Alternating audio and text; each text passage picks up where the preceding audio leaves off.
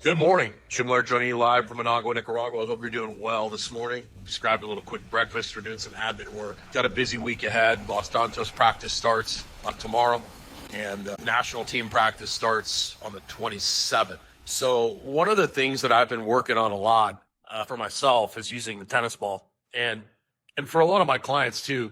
A lot of you should be doing some sort of thing where you're moving dynamically side to side, but a lot of people don't have the time to like go play pickleball. They can't find other people to play pickleball with. The tennis ball is great because you can just dribble it back and forth. You can dribble it with one hand. You can stand on one foot and dribble it. You can kind of hop back and forth.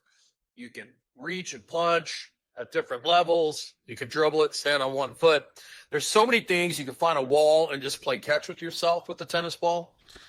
You can flip it under your leg. I mean, you can behind your back. My arms are really short, so I'm kind of limited on what I can do with it. But I've been practicing this every day, so I don't look like a complete moron when I show some of the. I'm going to be using this a lot for our baseball warm-ups, just to kind of break up the monotony. Then, of course, there's all the reaction drills that you can do with them. But it's a very versatile tool. It's very cheap, and it's a great way for older people. Especially guys like me that spent their whole life essentially trying to get as stiff and rigid as possible to lift as much as possible to get back some sort of athletic flow and rhythm. There's a rhythm to walking. There's a rhythm to moving. And lifting really heavy things for years, you lose that rhythm. And so you've got to do things. And as you age, you tend to, if you sit a lot, you tend to become more stiff and rigid. People would argue flexibility, but I would argue it's flowing. So I like things like flowing Tai Chi, playing around with the tennis ball, just a way to get some athleticism and rhythm back so you can kind of pulse and switch pressure from side to side, move through your thorax, either reaching tennis ball or you're grabbing back and forth. This is a great way to get the thorax moving. So it's a cheap way for you to get a good sweat going. I've been using this for like 10 minutes every day. And man, I tell you what, the heat here, it's actually a cool day here. It's pretty cloudy. One of my favorite coffee shops here, Cafe Flores. They're pretty much everywhere in Managua, Granada, Masaya, Bacho. It's a little, for Nicaragua, it's a little pricier. It's much cheaper than the U.S., but great food, consistent food all over the country. So that way you're looking for like wraps, and like this morning I had an omelet.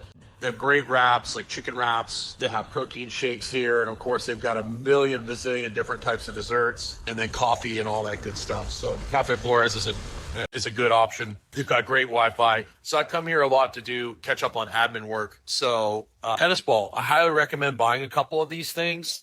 Find a wall, just throw it to yourself.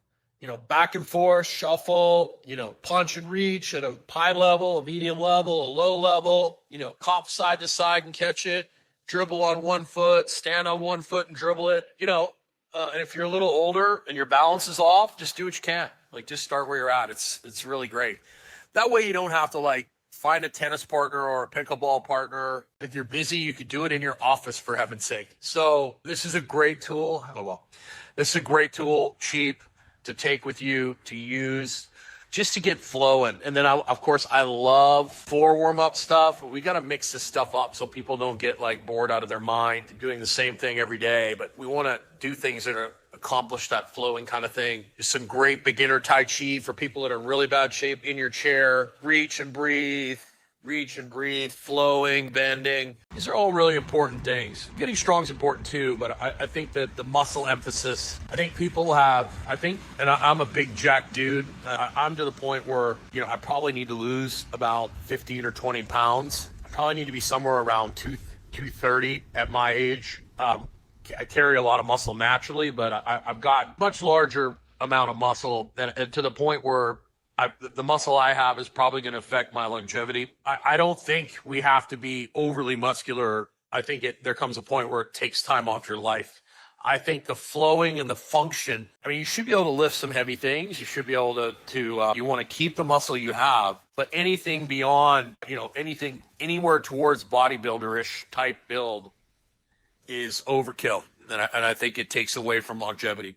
Or else you'd have all these bodybuilders living to their, 90 years old, which they don't do for the most part. I think Frank Zane isn't super, he's incredibly lean, but he's not overly muscular for a bodybuilder. So, just like everything, you want to live a long time, look good, you want to flirt with performance, you don't want to marry it. But get yourself a tennis ball, great way to get moving. You can have fun. You can do it anywhere. You can pull it out of your car in the parking lot, do some dribbles, do some punches, play catch with yourself against the wall. Just a great way to get some extra movement in, because that's the name of the game, movement.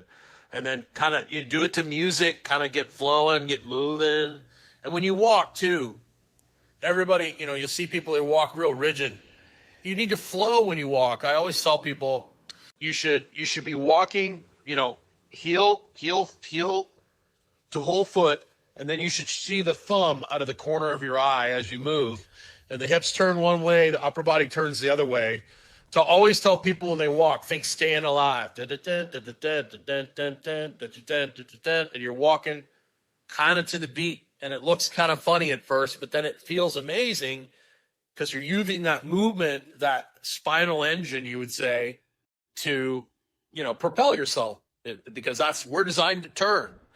And that's one of the things that powerlifting taught. One of the reasons I'm good at training baseball players is because I know what not to do with them, because all the years of powerlifting take away rotation. In order to be really strong in powerlifting, you have to take away rotation.